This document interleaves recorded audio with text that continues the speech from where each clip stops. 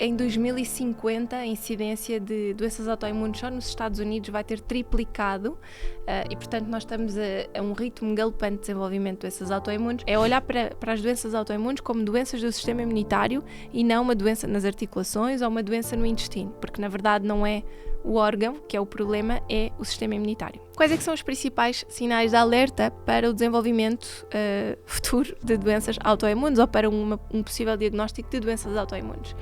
Refluxo, distensão abdominal, gases, obstipação, diarreia, acne, eczema, fadiga crónica, uma perda muito acentuada de cabelo, dores de cabeça muito frequentes, infertilidade, dores nas articulações ou inchaço nas articulações. O principal mito é que elas não podem ser revertidas. Se eu tiver uma pessoa que tem uma doença autoimune, a primeira coisa que eu vou fazer é mexer naquele intestino todo, porque penso que se isto é uma doença do sistema imunitário e que se eu tenho 70% do sistema imunitário concentrado à volta do intestino, precisamos de ter um intestino que é uma muralha da China. Aquele intestino não pode deixar passar nada.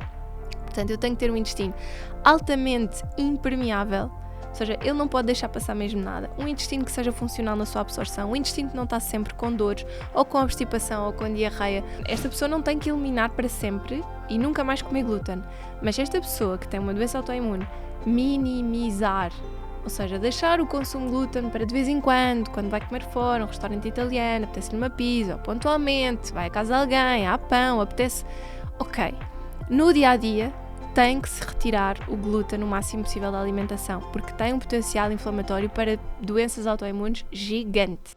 Esta é a nossa 6ª temporada e acho que já não precisamos de apresentações, mas sabe do que é que continuamos a precisar? Sim, cerca de 80% dos nossos ouvintes não subscrevem o canal do YouTube nem fazem like nos episódios, mas esse é um dos passos mais importantes para que possamos continuar a trazer convidados cada vez mais interessantes. Conto consigo e obrigada por estar desse lado. E deixa-me só dizer-lhe um pormenor muito importante. Este podcast é para quem quer viver com mais saúde, com o peso que quer e a comer o que gosta. E todo o meu trabalho se centra nestes 3 pilares. Vou deixar-lhe na descrição deste episódio o link com mais informações. Olá e seja muito bem-vindo a mais um episódio do nosso podcast. Hoje vamos falar um bocadinho sobre doenças autoimunes e a relação que elas têm com o intestino. Este é um tema que já me vieram pedir assim em privado, através do Instagram várias vezes.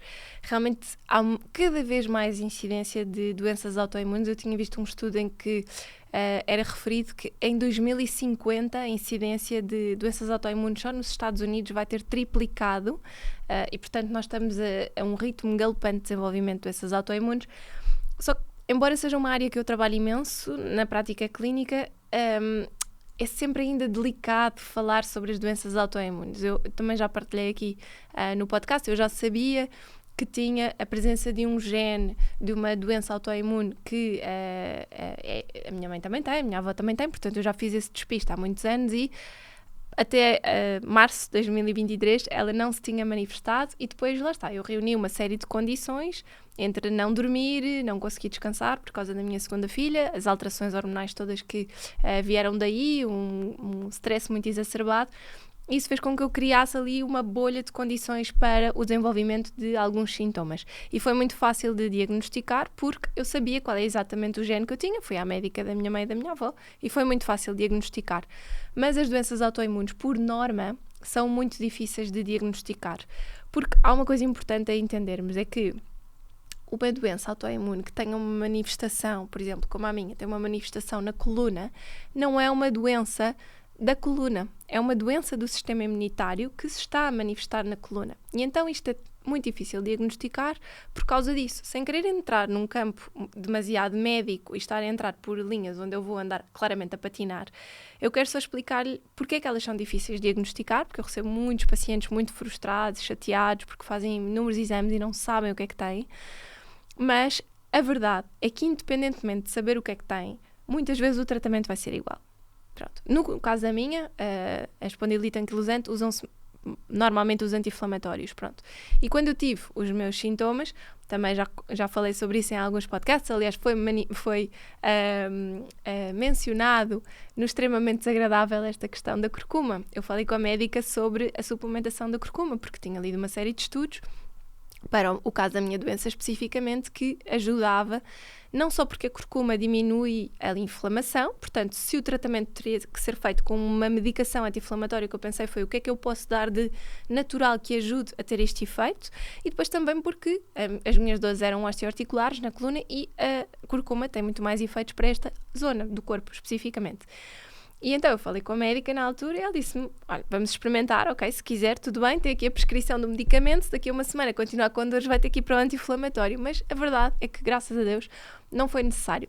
E foi, nessa altura, aquilo que me caiu um bocadinho a ficha foi o que é que eu posso mudar, o que é que está ao meu alcance. Claramente a parte do sono não, porque eu acordava não porque eu quisesse, mas por causa da minha filha mais nova. Tinha muita questão de stress e assim eu sabia que eu conseguia mudar um bocadinho. Uma das minhas principais missões depois de ter tido esse diagnóstico foi pensar como é que eu posso continuar o meu trabalho diminuindo a carga de stress que eu tenho. E foi por isso que ao longo do tempo eu fui reduzindo a minha capacidade de agenda, de aceitar novos pacientes, fui dando mais horas de formação à minha equipa para que elas estivessem mais capacitadas para responder aos casos que eu atendia, para que eu pudesse trabalhar com um ritmo diferente, porque a verdade é que eu tinha a gestão do negócio, o podcast, todas as solicitações constantemente, entrevistas e apoiar e ser embaixadora desta marca e daquela e do outro e não sei o quê, ou seja, é um trabalho muito variado que tem muitas componentes de responsabilidade, que eu tenho que analisar bem se faz sentido ou não estar associada a, ou que eu tenho que me preparar bem para a mensagem que eu quero passar, mais o ter a equipa, mais o ter os pacientes, mais o dar esse acompanhamento que me fez com que eu pensasse, ok, vamos reestruturar o meu programa de tratamento intestinal, vamos trazer mais informação para aqui para que ele seja realmente relevante e que ele possa substituir um bocadinho o meu papel em termos de consulta e trazer mais outras pessoas da equipa para a linha da frente. E então, isso foi um bocadinho aquilo que eu estive a desenvolver em termos de trabalho durante o ano 2024. Para 2025 a missão é tentar conseguir manter isso, que eu acho que gestão de stress é sempre uma categoria difícil e para mim foi uma grande prioridade, porque existe muitas vezes é quase este entrave, não é? Quando falo com as pessoas em consulta sobre, ok, o que é que nós podemos fazer então para melhorar a sua qualidade de vida? Às vezes as pessoas até já têm uma boa alimentação, como era o meu caso, até já praticam exercício físico. Algumas não, portanto isso é logo uma coisa a melhorar. Há pessoas que dormem muito bem, eu não dormia. Há pessoas que têm muito stress e não conseguem sequer ver uma luz ao fundo do túnel para a gestão de stress. E eu acredito muito que a gestão de stress não tem só a ver com o stress que nos é imposto, tem a ver com a forma como nós reagimos a ele e, em muitos casos, tem a ver realmente com limites que nós não colocamos. E, no meu caso, foi preciso, se calhar não necessariamente colocar limites, coloquei alguns. Houve 2 limites muito importantes que eu coloquei em 2024 e que me ajudaram muito a gerir melhor o stress, mas também o que é que nós dizemos que sim, que não, como é que nós nos organizamos, como é que nós trabalhamos. Portanto, há sim muito trabalho a fazer e há muitas coisas que nós podemos reorganizar quando pensamos nesta parte de gestão de stress. E quando eu tive esse diagnóstico, essa foi uma delas. Outra das coisas que eu mudei radicalmente e que eu achava que não tinha assim um grande consumo de álcool, que só consumia álcool pontualmente ao fim de semana, e sabendo que tinha esta presença desta doença autoimune, mudaram algumas coisas na minha forma como faço a minha suplementação alimentar, etc.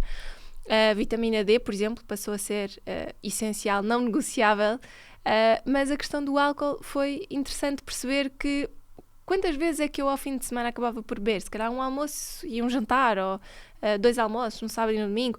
E comecei a dizer que não sempre.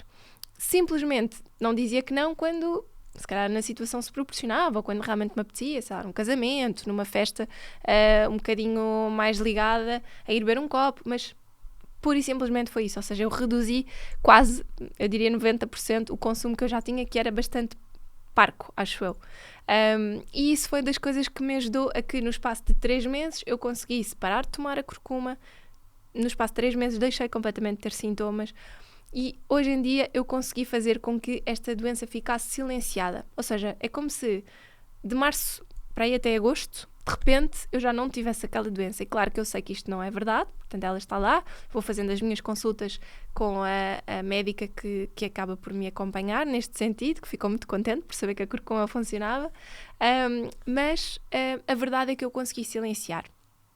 E hoje o episódio é, obviamente, não para falar de mim, porque estive aqui só a mostrar-lhe como, no fundo, como é que eu fiz as coisas. Eu acho que é importante falar sobre isso e mostrar que não tem que ser um bicho de 7 cabeças, relativizar um bocadinho quer dizer, não relativizar no sentido de desvalorizar, mas relativizar no sentido da pessoa não se estressar demasiado por não saber exatamente qual é que é a doença que tem, porque embora possa não ter um diagnóstico ainda muito concreto de qual é que é a doença que tem, a verdade é que pode fazer muita coisa para silenciar os sintomas e para melhorar o quadro.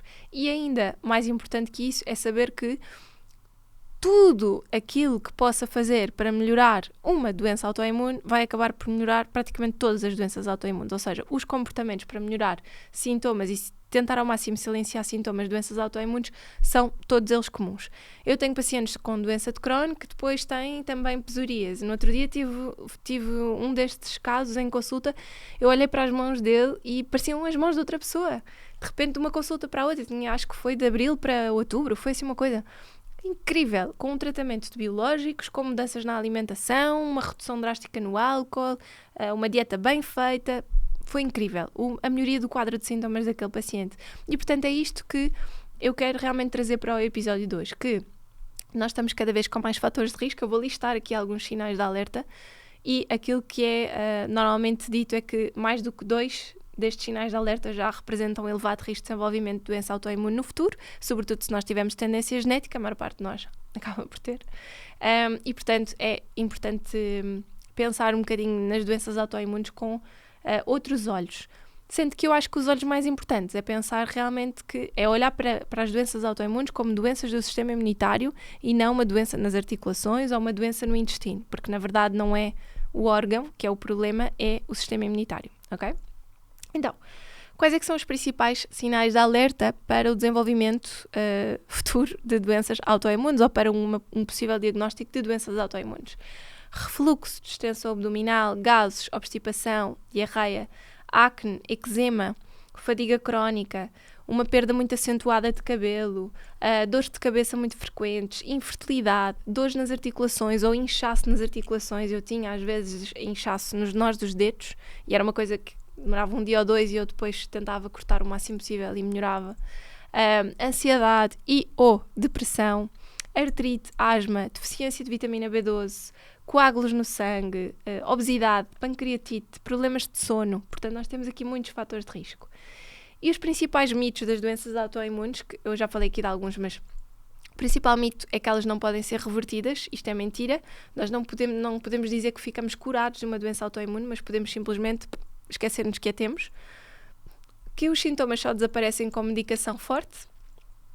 Aquilo que está provado é que em termos de benefícios dos sintomas, em silenciar os sintomas, o estilo de vida contribui em cerca de 75%, portanto muito mais do que uma medicação muito forte, não desvalorizando o papel extremamente importante da medicação, mas mudar a medicação e não mudar o estilo de vida vai muito provavelmente fazer com que esteja constantemente dependente daquela medicação.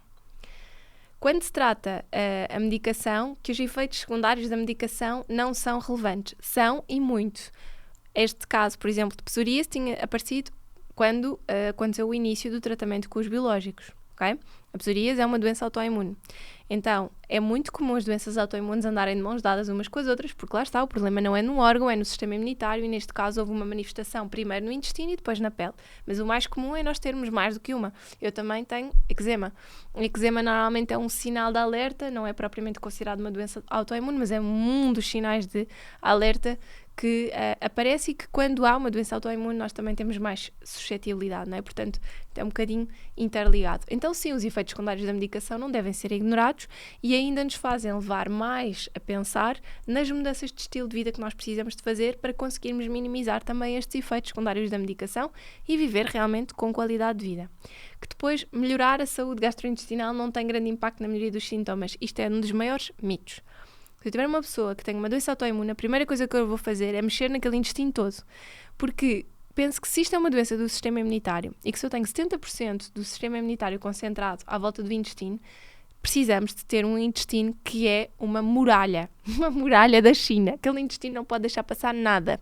Portanto, eu tenho que ter um intestino altamente impermeável, ou seja, ele não pode deixar passar mesmo nada. Um intestino que seja funcional na sua absorção, um intestino que não está sempre com dores, ou com obstipação, ou com diarreia, ou depois a pessoa tem gases, ou depois tem dores. Não, este intestino tem que ser completamente, tem que ser uma rocha de tão eficaz. Também, Outro dos grandes mitos e que me deixa doente é a questão do glúten.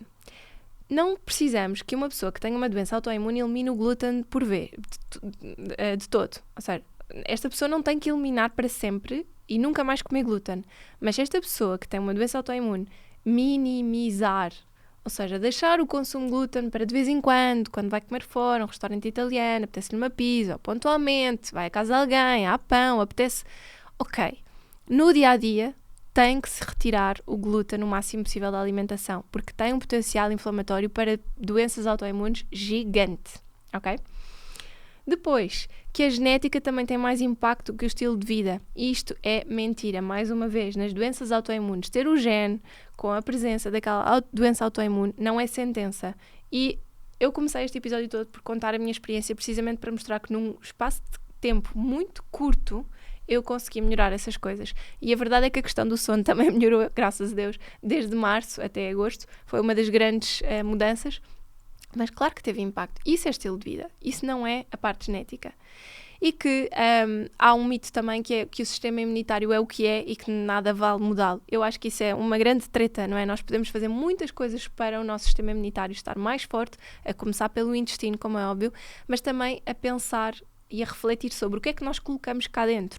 Desde disruptores endócrinos, constantemente exposição a toxinas, a comermos a quantidade de porcarias que nós comemos. Se nós começamos a minimizar devagarinho, e eu sou sempre mais apologista de minimizar e não de eliminar por completo, mas se nós começamos a mudar aquilo que faz parte da nossa rotina no dia-a-dia, nós minimizamos muito estes sintomas. Eu acredito realmente que as doenças autoimunes não têm que ser um bicho de 7 cabeças. Elas têm muita coisa que se lhe diga e que nós podemos fazer. Mesmo os próprios tratamentos estão constantemente em evolução. Agora, se a pessoa põe só nas mãos de um medicamento o tratamento dos seus sintomas e da sua doença, não vai melhorar a sua qualidade de vida e vai andar, se for preciso, anos a fazer aquela medicação em ciclos constantes e não ficar bem. É preciso nós cuidarmos realmente do nosso corpo. E viu que um dos fatores de risco é a obesidade. Portanto, se eu tiver uma pessoa com excesso de peso que tem estes sintomas, outra das grandes coisas que temos que fazer a parte de tratar o intestino é reduzir a quantidade de massa gorda naquele corpo, porque isso é sim, é pró-inflamatório. Ter tecido adiposo a mais é pró-inflamatório. Então nós temos que reduzir, okay? Isso é muito importante. E eu acho que é também importante perceber que, em termos de estudos, nós sabemos que os desequilíbrios na microbiota intestinal podem estar associados ao desenvolvimento e ao agravamento destas doenças autoimunes, por causa da tal questão de 70% do nosso sistema imunitário estar junto da nossa flora intestina, estar junto ao nosso intestino, que um microbiota saudável pode realmente regular as nossas respostas imunitárias e uma microbiota desregulada pode levar a uma resposta inflamatória exacerbada. Isto vê-se com medicamentos, vê-se com alimentos, com reações alérgicas completamente estapafúrdias e que nunca aconteceram na vida e que de repente estão a acontecer naquele momento, simplesmente porque o intestino está completamente desregulado, e também por estas respostas autoimunes. E esta questão de intestino permeável, que falava, há um episódio do podcast relativamente recente, onde eu falo sobre hiperpermeabilidade intestinal, que eu acho que é muito importante ouvir, se gosta deste tema, que é perceber porque é que o intestino tem que ser realmente uma barreira, porque é que ele tem que ser uma rocha aqui, porque é que ele não nos pode deixar estar a passar constantemente toxinas. Estas toxinas que passam vão ativar de tudo um pouco, desde coisas do sistema imunitário a ativarem a produção ou a estimulação de células no nosso cérebro que fazem com que nós tenhamos mais irritabilidade, mais depressão. Portanto, tem um impacto muito além daquilo que é só o intestino, ok? Então, é muito importante nós percebermos que nós precisamos que o intestino esteja completamente blindado, digamos assim. E o que é que causa esta permeabilidade intestinal, estes desequilíbrios? Normalmente os mesmos fatores de risco que estão associados à parte das doenças autoimunes, ou seja, uma alimentação pobre, pode ser pobre porque tem falta de fibra, pode ser pobre porque tem falta de proteína, pode ser pobre porque eu tenho de tudo um pouco, montes de calorias, mas calorias vazias, que não propriamente alimentos, portanto é uma má alimentação no geral. Stress crónico também, lá está, voltamos à parte da gestão de stress. O stress pode não... Nós podemos não conseguir mudar muito o ambiente à nossa volta, mas nós conseguimos mudar muito a forma como nós gerimos esse stress, como nós respondemos a esse stress. Portanto, há sim muito trabalho a fazer e, portanto, cuidar da sua saúde mental, procurar a ajuda de um psicoterapeuta. Temos um na equipa também, pode ser uma coisa boa. O uso excessivo de medicamentos e de anti-inflamatórios também é um fator de risco. Medicamentos até como os inibidores das bombas de prótons, os omeprazol, esomeprazol, etc. Brufenos, benurons, constantemente nós usamos para dorzinhas aqui, dorzinhas ali. Muitas vezes estão associados aqui ao desenvolvimento destas disbioses. E depois também infecções e desequilíbrios da microbiota. Por exemplo, uma pessoa que esteja constantemente com candidíase, herpes, etc., que normalmente são sinais de infecções fúngicas, mas também uma pessoa que tenha muitas viroses, etc. Portanto, isso é um fator de risco muito grande para esta permeabilidade. E existe uma teoria chamada a teoria das 3 paredes, que explica porque é que algumas pessoas desenvolvem tendencialmente mais doenças autoimunes, enquanto que outras que estejam expostas aos mesmos fatores semelhantes não desenvolvem. Então, o ponto número 1 destas 3 paredes é a predisposição genética. Era o meu caso, por exemplo. É a primeira parede desta teoria e significa que algumas pessoas nascem com genes que as tornam mais vulneráveis a desenvolver estas doenças autoimunes. O que não garante que a pessoa vá desenvolver, não é? Aquilo que se chama a epigenética, o que está acima da genética, a forma como a pessoa leva a sua vida, é que sim vai ditar a expressão daquele gene ou não.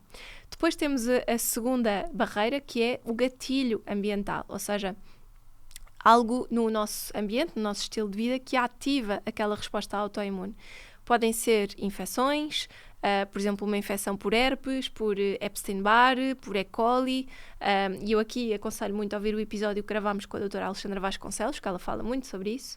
Pode ser a alimentação, um consumo abusivo de glúten, ou pessoas que tenham uma predisposição normal para a doença celíaca, podem ser gatilhos, um consumo excessivo de álcool, um consumo excessivo de laticínios. Por exemplo, há muitas pessoas que não toleram nada bem a caseína, e isso é muito importante. O stress também, pessoas que estão expostas a níveis muito elevados de stress físico ou emocional. Portanto, o stress ativa a inflamação, que vai danificar os nossos tecidos, e isso causa mais stress. E o stress também em excesso vai aumentar o cortisol no nosso corpo. O cortisol aumenta a quantidade de gordura, sobretudo gordura visceral, o que vai levar a um aumento de produção de substâncias inflamatórias e, portanto, isto é um ciclo vicioso. E nós também podemos desenvolver aquilo que se chama uma fadiga adrenal. Não é reconhecida ainda por muitos médicos, mas, por exemplo, é um dos sintomas da doença autoimune chamada doença de Addison's, que é quando os nossos níveis de cortisol estão tão altos ou tão baixos que a pessoa se sente constantemente sob fadiga. E isto é quase como se fosse uma espécie de resistência ao cortisol, como existe como a resistência à insulina, e é considerada uma exaustão crónica, já. E é uma doença autoimune também muito, muito comum. A exposição a toxinas também. Houve um episódio sobre os disruptores endócrinos, onde falei um bocadinho mais sobre isso, sobre a importância disso. Mas podem existir toxinas de outras maneiras que não falei nos disruptores endócrinos. Podemos estar a falar de álcool, de tabaco, de drogas, podem ser drogas até mais leves, os próprios cigarros, que contenham algumas drogas. Podemos estar a falar de exposição a ambientes que tenham muitos bolores, e aí temos micotoxinas também. Portanto, este gatilho ambiental, esta conjugação de fatores ambientais, é uma faísca quase que inicia o processo da resposta autoimune. E a terceira parede é termos um intestino que é permeável, ou seja, um intestino que vai deixar estas partículas, estas toxinas, os óvulos de alguns parasitas, etc., passarem para dentro do nosso corpo e, portanto, vai fazer com que o nosso sistema imunitário comece a desencadear respostas completamente exacerbadas. E como é que estes 3 fatores se combinam, não é? Com o estilo de vida, não é? E se nós tivermos estas 3 paredes conjugadas, nós temos aqui um cocktail perfeito para o desenvolvimento de uma doença autoimune, ok? Então, falando um bocadinho daquilo que são mudanças alimentares importantes para pessoas que tenham, de facto, doenças autoimunes. Normalmente fala-se de uma dieta anti-inflamatória, que pode realmente ajudar a reduzir. Eu costumo dizer que os pilares assim, de uma dieta anti-inflamatória são a eliminação dos ingredientes mais inflamatórios, o álcool, o açúcar e depois o glúten e a caseína, 2 proteínas que têm efeito pró-inflamatório, sendo que não é assim tão linear, mas eu gosto sempre nas autoimunes de destacar a importância de minimizar estes 4, ok? É uma das opiniões dentro daquilo que eu pude estudar e apurar até agora. Esta é a minha visão sobre aquilo que se deve minimizar. Depois, é importante, obviamente, ir às coisas óbvias. Eliminar os alimentos processados, não é? Alimentos que tenham aditivos, que tenham açúcares, que tenham gorduras trans, que podem exacerbar, portanto, evitar todas as toxinas possíveis dos alimentos. Se forem casos muito graves, apostar numa alimentação mais biológica. Às vezes eu até nem gosto tanto de ir para o termo biológico, porque pressupõe o selo de qualidade, mas uma alimentação mais rústica, mais tradicional, não é? Que, com aquilo que vem mais da terra e menos desempacotar e ler rótulos. Acho que isso é muito importante. Incluir mais alimentos que sejam integrais no sentido de serem como um todo, coisas que tenham cascas, mais frutos secos com pele, sementes com pele, cereais integrais também, por exemplo, em vez de ser a aveia, os flocos de aveia já mais refinados, ser os flocos de aveia grossos para fazer as papas, demora um bocadinho mais a cozer, mas é interessante. Fazer as panquecas, em vez de ser farinha de aveia ou farinha de espelta normal, usamos integral. Portanto, temos um bocadinho mais para aí e muito mais legumes também no nosso prato, eu acho que é importante. Boas fontes de ácidos gordos ômega 3, seja através do peixe, seja através da chia, da linhaça, das amêndoas, das nozes, que se tem um potencial anti-inflamatório enorme, o ômega 3. Aliás, junto com a vitamina D, assim dos suplementos também, que eu mais gosto. Priorizar muito as fibras, portanto, 3 peças de fruta, lembre-se, eu estou sempre com esta regra, 3 peças de fruta por dia, 2 porções de legumes no prato, mais 2 sopas, se possível, a não ser que a pessoa não tenha essa rotina, mas é muito importante apostarmos aqui em aumentar. Nós ainda ficamos muito aquém no nosso consumo de fibras e isso é muito importante para blindar o nosso intestino. Evitar tudo o que sejam, então, derivados de glúten e dos laticínios, portanto, estamos a falar dentro do glúten, trigo, centeio, cevada e a aveia. A aveia temos que comprar sem glúten, porque ela já é geneticamente modificada e, se for mais ancestral, é possível termos aveia com um teor de glúten muito baixinho, portanto, não é considerado um cereal com glúten. Mas, portanto, pães, massas, bolachas, tudo o que seja feito com farinhas, portanto, bolos de pastelaria, tostas, etc. Tudo isso vai ter glúten, também a cerveja e os produtos derivados do leite, seja leite, iogurtes, kefir, queijos, natas, tudo isso deve ser minimizado. O consumo de açúcar, tudo o que sejam açúcares óbvios, retirar e atenção, coisas menos óbvias, natas de soja, presunto, salmão fumado, batatas fritas de pacote, existe açúcar nestas coisas todas, portanto leia os rótulos, ok?